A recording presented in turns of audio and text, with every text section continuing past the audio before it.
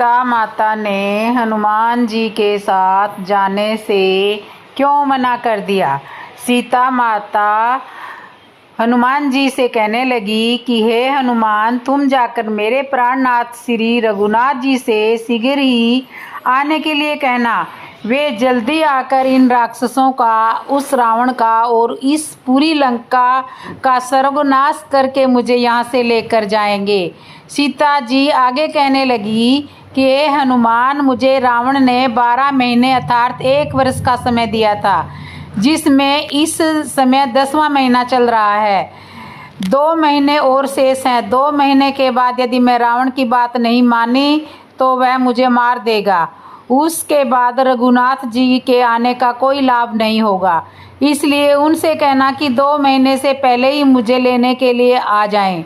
मैं यहाँ से तब तक नहीं जा सकती जब तक रावण सहित सारे राक्षस का नाश नहीं हो जाता, क्योंकि उससे पहले वह रावण मुझे वापस नहीं जाने देगा।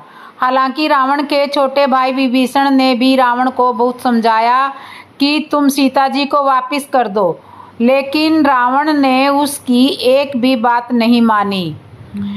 यहीं पर एक दिन विभीषण की ज्येष्ठ पुत्री, जिसका नाम कला था, उसने आकर मुझे बताया था कि मेरे पिताजी ने राक्षस राज रावण को तुम्हें लौटाने के लिए बहुत समझाया, लेकिन वे नहीं माने।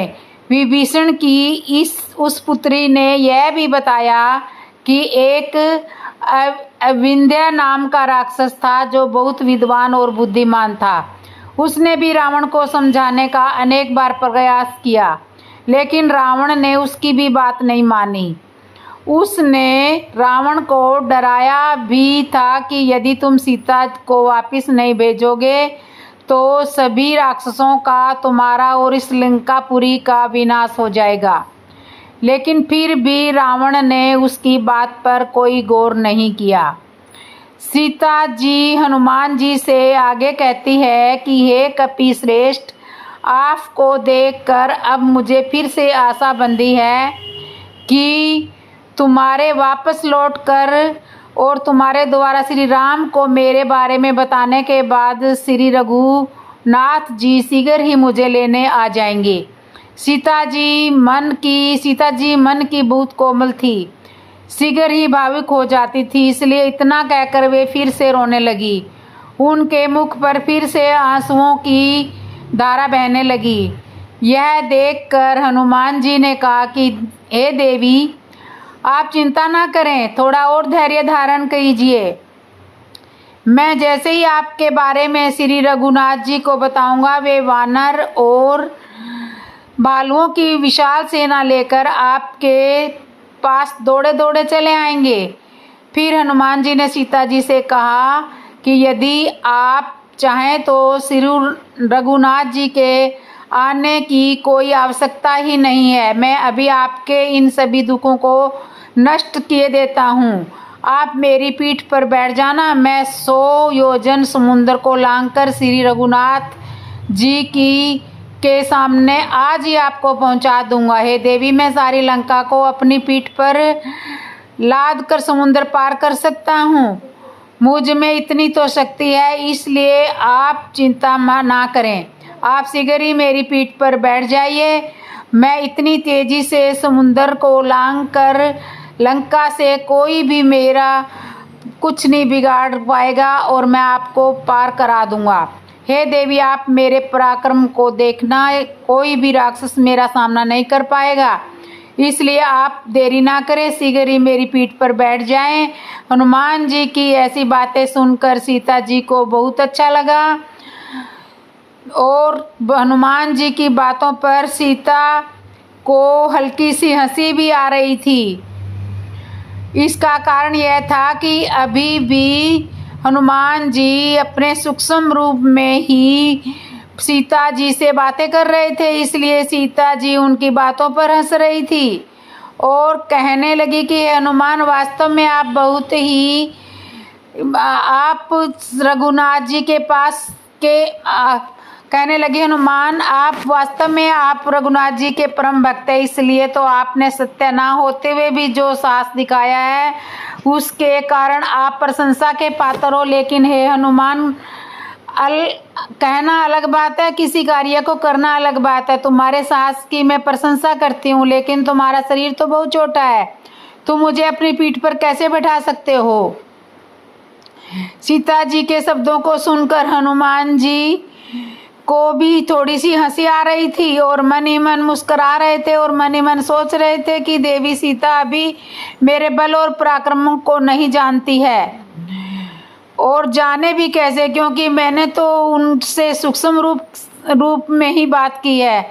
अभी उनके सामने मैं अपना विशाल रूप दिखाता हूँ। मन ही मन ऐसा कहते हुए हनुमान जी ने अपना विशाल रूप दिखाना आरंभ कर दिया। देखते ही देखते उनका शरीर अशोक वृक्ष से भी ऊंचा ऊपर निकल गया। उस समय हनुमान जी पर्वत के समान लग रहे थे। फिर उन्होंने हाथ जोड़कर सीता जी से कहा कि हे देवी, मैं चाहे तो पूरी लंका अपने ऊपर लाद कर ले जा सकता हूँ। मुझ में इतनी शक्ति है, इसलिए आप मेरे चलने का निश्चय कीजिए। इसलिए आप मेरे साथ चलने का निश्चय कीजिए। आज ही मैं आपको लक्ष्मण जी सहित रघुनाथ जी से मिला दूंगा। आज ही आपके सारे दुख दूर हो जाएंगे। ऐसा कहकर हनुमान जी ने सीता जी से अपना सूक्ष्म रूप बना लिया। तब सीता जी हनुमान जी की बातों का उत्तर देते हुए कहने लगी कि हे हनुमान, मैं तुम्हारे बल और पराक्रमों को अब जान चुकी हूँ। तुम इतने शक्तिशाली हो, इसलिए तो 100 योजन समुद्र पार करके यहाँ तक आए हो। अन्यथा एक साधारण वानर में इतनी शक्ति नहीं होती। लेकिन आपके साथ मेरा जाना ठीक नहीं है, क्योंकि तुम बहुत तेजी से आकाश मार्ग से समुद्र को पार करोगे। मैं उस हवा में वेग से मूर्छित होकर गिर भी सकती हूँ, और यदि समुद्र में गिर गई तो मुझे समुद्री जीव जंतु खा जाएंगे। फिर तुम्हारा यहाँ पर आना व्यर्थ हो जाएगा। दूसरे, जब तुम मुझे यहाँ से लेकर जाओगे तो सभी राक्षस तुम्हारे पीछे पड़ जाएंगे। जब तुम मुझे नष्ट करने का प्रयास करोगे, तब मेरी तरफ से तुम्हारा ध्यान हट जाएगा। ऐसी स्थिति में समुद्र में गिर सकती हूँ, क्योंकि उन राक्षसों से युद्ध और मेरी रक्षा दोनों कार्य एक साथ पर तो नहीं कर पाओगे। और यदि इन राक्षसों से युद्ध करते समय मैं तुम्हारी पीठ से गिर गई तो फिर से राक्षसों ने मुझे पकड़ लिया तो भी कोई लाभ नहीं होगा। वे राक्षस क्रोध में आकर मुझे मार दें, या फिर मुझे ऐसे गुप्त स्थानों पर रख दें वहाँ पर मेरा किसी को पता भी ना चले। फिर तुम्हारा यहाँ आने का कोई प्रयास व्यर्थ चला जाएगा। इसलिए पूरे दल बल सहित यदि श्री रघुनाथ जी ही मुझे लेने आए तो वही उत्तम रहेगा। तुम्हारे साथ न जाने का एक कारण और भी है। मैं पवित्रता स्त्री हूँ, इसलिए श्री राम के सिवा दूसरे किसी पुरुष के शरीर को स्वेच्छा से स्पर्श भी नहीं कर सकती। और यदि मैं तुम्हारे साथ जाऊंगी तो तुम्हारे शरीर पर ही बैठकर जाऊंगी। वह तो मेरे लिए उचित नहीं है। हालांकि रावण ने मेरे शरीर को बलात् स्पर्श किया था, मैं उस समय असमर्थ और विवश थी। मेरा तुम्हारे साथ न जाने का एक और कारण है। यदि मैं तुम्हारे साथ चल गई तो श्री रघुनाथ जी की मर्यादा भंग हो जाएगी। लोग कहेंगे रघुनाथ जी में इतनी शक्ति नहीं थी कि वे अपनी सीता को लंका से ला सके, इसलिए उन्होंने एक वानर सीता जी को वापस लाने के लिए भेजा था। यह श्री राम जी की मर्यादा के विपरीत होगा। इसलिए हे हनुमान, तुम यहाँ से जाकर रघुनाथ जी से सारा वृत्तांत सुनाओ और लक्ष्मण जी व वानर राज सुग्रीव और सारी सेना के साथ आने में शीघ्रता करो। फिर आगे चलकर क्या हुआ यह हम अगले वीडियो में बताएंगे। वीडियो अच्छा लगा हो तो लाइक, शेयर और कमेंट करना, और जिसने मेरे चैनल को सब्सक्राइब नहीं किया वो सब्सक्राइब कर लेना। जय श्री राम। जी ने हनुमान जी को चित्रकूट पर घटित एक कोए की कथा सुनाई। जब हनुमान जी ने सीता जी को अपने साथ चलने का प्रस्ताव दिया तब उन्होंने अनेक कारण गिनाकर मना कर दिया था। ये कारण क्या थे, इसके लिए आप हमारी वीडियो को देख सकते हैं। हमने इसको पूरी अच्छी तरह से समझाया है। जब सीता जी ने हनुमान जी के साथ चलने से मना कर दिया तब हनुमान जी ने कहा, देवी यदि आप मेरे साथ नहीं जाना चाहती हो तो कोई बात नहीं, लेकिन मुझे अपनी कोई ऐसी निशानी दे दीजिए ताकि मैं श्री राम जी से मिलूँगा तो आपकी यह दी हुई निशानी दिखा दूँ, जिससे कि यहाँ पर उपस्थित सभी लोग यह विश्वास कर लें कि आपसे मिला था। फिर सीता जी ने मुझे एक ऐसी घटना बताई जो चित्रकूट पर्वत पर घटित हुई थी। वहीं पर श्री राम सीता जी और लक्ष्मण जी के साथ कुटिया बनाकर रहते थे। सीता जी हनुमान जी को यह घटना बताते हुए कहने लगी कि एक दिन चित्रकूट पर्वत पर मंदाकिनी नदी के समीप जब मैं कुटिया में अकेली थी, उसी समय एक कौवा आया, मुझ पर चोंच मारने लगा। मैंने उसे हटाने की काफ़ी चेष्टा की, लेकिन वह कौवा चोंच मार कर मुझे परेशान कर रहा था। उस दुष्ट कौवे ने मुझे घायल कर दिया। जब वह मेरे अनेक प्रयास करने के बाद भी वहां से नहीं गया, उसी समय श्री राम भी वहां पर पहुंच गए। उस कौवे के द्वारा मुझे घायल हुआ देखकर उन्हें क्रोध आ गया। उन्होंने भी उस कौवे को भगाने की बहुत कोशिश की, लेकिन वह भी श्री राम के भगाने पर भी वहां से नहीं भागा। तब श्री राम ने उसकी अकल ठिकाने लगाने के लिए उसके हाथ में कुश लिया, अपने हाथ में कुश लिया और उस कुश को ब्रह्मास्त्र के मंत्रों से अभिमंत्रित करके उस कौवे की तरफ छोड़ दिया।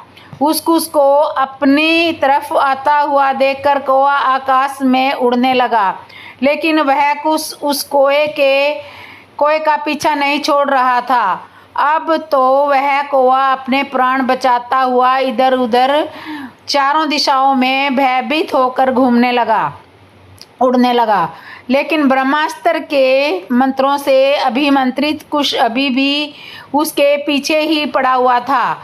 वह कौवा कोई और नहीं था बल्कि इंद्र का पुत्र जयंत था। वह तीनों लोकों में गया, लेकिन किसी ने भी उसकी सहायता नहीं की। इसके बाद अंत में वह श्री राम के चरणों में आकर गिरा और अपने प्राणों की भीख मांगने लगा। तब श्री राम ने उस पर प्रसन्न होकर उस कौवे से कहा कि जो ब्रह्मास्त्र मैंने छोड़ा है वह तुम्हें व्यर्थ तो नहीं जाएगा, लेकिन तुम्हारे प्राण तो बच जाएंगे, लेकिन तुम्हें अपने शरीर के किसी एक अंग को त्यागना पड़ेगा। तुम विचार करके मुझे बताओ कि अपने शरीर के किस अंग को भंग करना चाहोगे।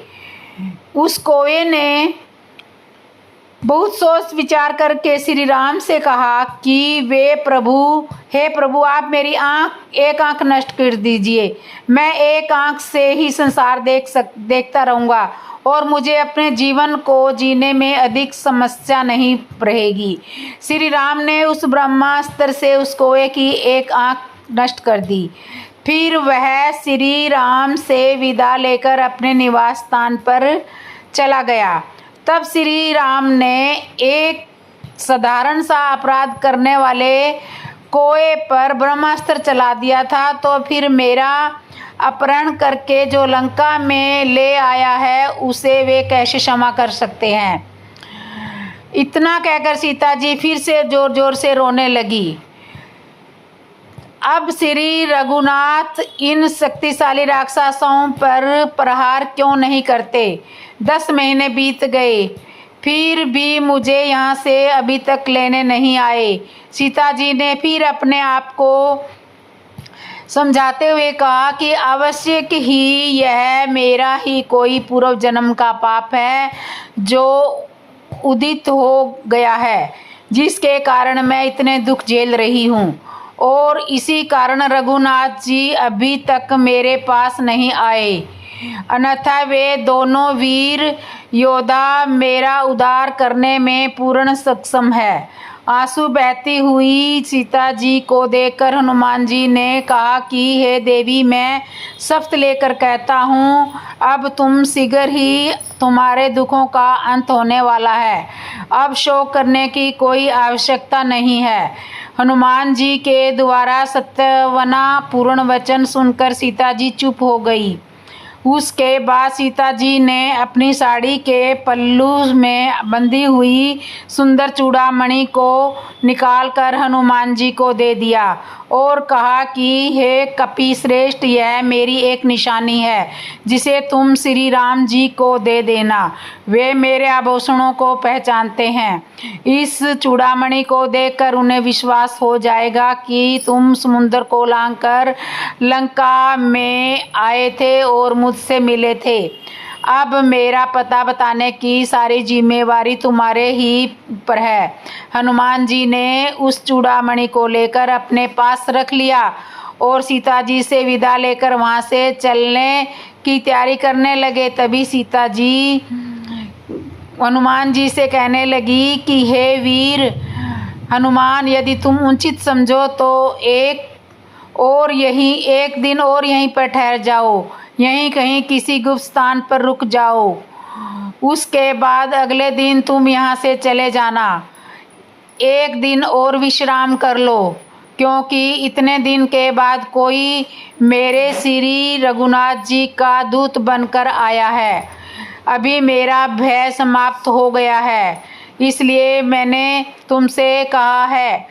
तुम्हारे जाने के बाद तो फिर से वही दुख परेशान करेगा। फिर सीता जी हनुमान जी से पूछने लगी कि क्या तुम्हारे स्वामी सुग्रीव की सेना में तुम्हारे जैसे ही शक्तिशाली और भी वानर हैं? हनुमान जी ने हंसते हुए कहा कि वानरराज सुग्रीव की सेना में मेरे समान और मुझसे भी बढ़कर शक्तिशाली वानर योद्धा भरे हुए हैं। उसके पास कोई भी ऐसा वानर योद्धा नहीं है जो बल और पराक्रम में मुझसे कम हो। मेरे से भी महाबली वानर योद्धा जब अपना पराक्रम राक्षसों के सामने दिखाएंगे तो वे राक्षस उनके सामने टिक नहीं पाएंगे। अतः आपको कदापि दुखी होने की आवश्यकता नहीं है। फिर हनुमान जी ने उस अशोक वाटिका में क्या किया, ये हम अगली वीडियो में बताएंगे।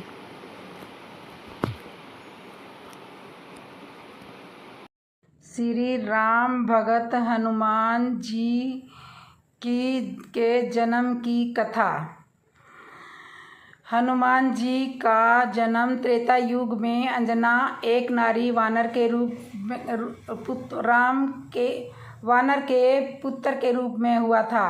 अंजना असल में पुंजिकस्थला नाम की एक अप्सरा थी, मगर एक श्राप के कारण उन्हें नारी वानर के रूप में धरती में जन्म लेना पड़ा। उस श्राप का प्रभाव शिव के अंश को जन्म देने के बाद ही प्राप्त होना था। अंजना केसरी की पत्नी थी। केसरी एक शक्तिशाली वानर थे जिन्होंने एक बार एक भयंकर हाथी को मारा था। उस हाथी ने कई बार ऐसाए साधु संतों को विभिन्न प्रकार से कष्ट पहुंचाया था। तभी से उनका नाम केसरी पड़ गया। केसरी का अर्थ होता है सिंह। उन्हें कुजर सुदान, हाथी को मारने वाले के नाम से भी जाना जाता है। श्री राम भक्त हनुमान केसरी के संग में अंजना ने भगवान शिव की बहुत कठोर तपस्या की, जिसके फलस्वरूप अंजना ने हनुमान शिव के अंश को जन्म दिया था। अंजना ने शिव के अंश हनुमान को जन्म दिया था। जिस समय अंजना शिव की आराधना कर रही थी, उसी समय अयोध्या नरेश दशरथ पुत्र प्राप्ति के लिए पुत्र कामना यज्ञ करवा रहे थे। फलस्वरूप उन्हें एक दिव्य फल प्राप्त हुआ, जिसे उनकी रानियों ने बराबर हिस्सों में बांटकर ग्रहण किया। इसी के फलस्वरूप उन्हें राम, लक्ष्मण, भरत और शत्रुघ्न पुत्र रूप में प्राप्त हुए थे। फल से राम, लक्ष्मण, भरत और शत्रुघ्न की प्राप्ति हुई थी। विधि का विधान ही कहेंगे कि उस दिव्य फल का छोटा सा टुकड़ा एक चील काट करके ले गई और उसी वन के ऊपर से उड़ते हुए जहाँ अंजना और केसरी तपस्या कर रहे थे, चील के मुंह से वो टुकड़ा नीचे गिर गया। उस टुकड़े को पवन देवता ने अपने प्रभाव से याचक बनी हुई अंजना के हाथों से गिरा दिया। ईश्वर का वरदान समझकर अंजना ने उसे ग्रहण कर लिया, जिसके फलस्वरूप उन्होंने पुत्र के रूप में हनुमान जी को जन्म दिया। तो हनुमान जी का जन्म इस प्रकार हुआ। अंजना के पुत्र होने के कारण ही हनुमान जी को अंजने नाम से भी जाना जाता है, जिसका अर्थ होता है अंजना द्वारा उत्पन्न। माता श्री अंजनी और कपिराज श्री केसरी हनुमान जी को अतिशय प्रेम करते थे। श्री हनुमान जी को सुलाकर वो फल फूल देने गए थे। उसी समय बाल हनुमान को भूख लगी। अब अपनी माता की अनुपस्थिति में भूख के कारण व्याकुल होने लगे। इसी दौरान उनकी नज़र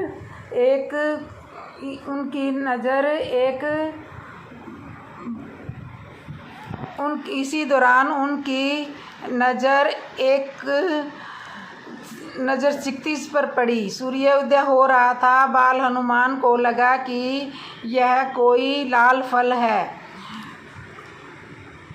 तेज और पराक्रम के लिए कोई अवस्था नहीं होती।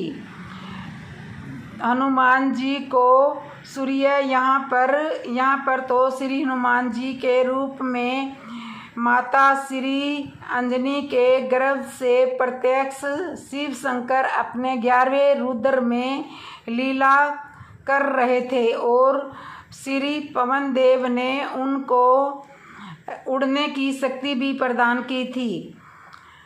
जब शिशु हनुमान को भूख लगी तो वे उगते हुए सूर्य को फल समझकर उसे पकड़ने के लिए आकाश में उड़ने लगे। उस लाल फल को लेने के लिए हनुमान जी वायु वेग से आकाश में उड़ने लगे। उनको देखकर देव दानव सभी विस्मयतापूर्वक कहने लगे कि बाल्यावस्था में ऐसा पराक्रम दिखाने वाला यौवन काल में क्या नहीं करेगा। उधर भगवान सूर्य ने उन्हें अबोध शिशु समझकर अपने तेज से नहीं जलने दिया। तो सूर्य ने भी भगवान हनुमान की सहायता की और वो फल को पकड़ने के लिए आकाश मार्ग से उड़ते रहे। जिस समय हनुमान सूर्य को पकड़ने के लिए लपके, उसी समय राहु सूर्य पर ग्रहण लगाना चाहता था। हनुमान जी ने सूर्य के ऊपरी भाग में जब राहु का स्पर्श किया तो वह भयभीत होकर वहाँ से भाग गया। उसने इंद्र के पास जाकर शिकायत की कि देवराज, आपने मुझे अपनी शुद्धा शांत करने के लिए साधन के रूप में सूर्य और चंद्र दिए थे। आज अमावस्या के दिन जब मैं सूर्य को ग्रस्त करने गया तब देखा कि दूसरा राहु सूर्य को पकड़ने जा रहा है। राहु की बात सुनकर इंद्र घबरा गए और उसे साथ लेकर सूर्य की ओर चल पड़े।